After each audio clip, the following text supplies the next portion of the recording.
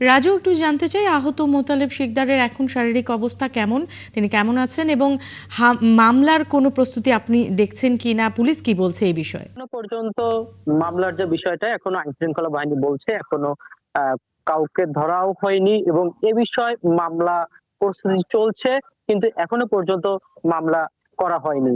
তবে মামলা করবে বলে আইন শৃঙ্খলা বাহিনী জানিয়েছেন এবং পরিবার জানিয়েছেন তার সুষ্ঠু বিচারের। এবং যে মোতালেব শেখ সে খুবই মানে অসুস্থ ছিল, বর্তমানে তিনি এখন একটু আশঙ্কা মুক্ত আছেন। তিনি খুলনা মেডিকেল কলেজ হাসপাতালে অ্যাডমিট রয়েছেন, তাকে বিভিন্ন চিকিৎসা দেওয়া হচ্ছে এবং তিনি আশঙ্কা মুক্ত। আমরা আসছি যেখানে ঘটনাটা ঘটেছে সেই ভবনে আমরা এসেছি। এখানে আমরা আসলে একটু জানাতে চাই যে যখন ঘটনাটা ঘটে তা সেই মুহূর্তে আমরা যেটা জানতে পেরেছিলাম যে কোনো এক দোকানের সামনে থেকে দুর্বৃত্তরা তাকে গুলি করেছে, কিন্তু আসলে আমরা ঘটনাস্থলে এসে দেখতে পাই এবং একটা সিসিটিভি ফুটেজে আমরা দেখতে পাই যে ঘটনাটা আসলে ওভাবে না।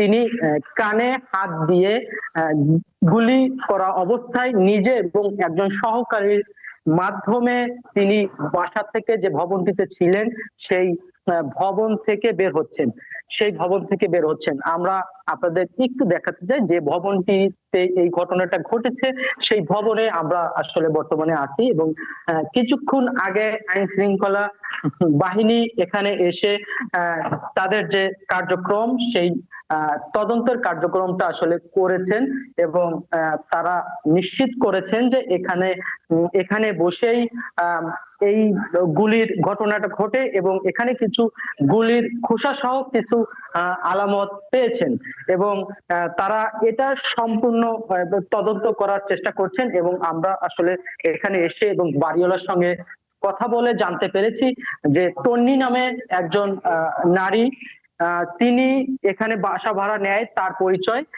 তিনি জানিয়েছেন যে এখানে আসলে এনসিপি পরিচয়ে কেউ এখানে বাসা ভাড়া নিয়েছিল না। তবে ঘটনার মাধ্যমে তারা জানতে পেরেছেন যে এনসিপির একজন নেতা এখানে গুলিবিদ্ধ হয়েছেন।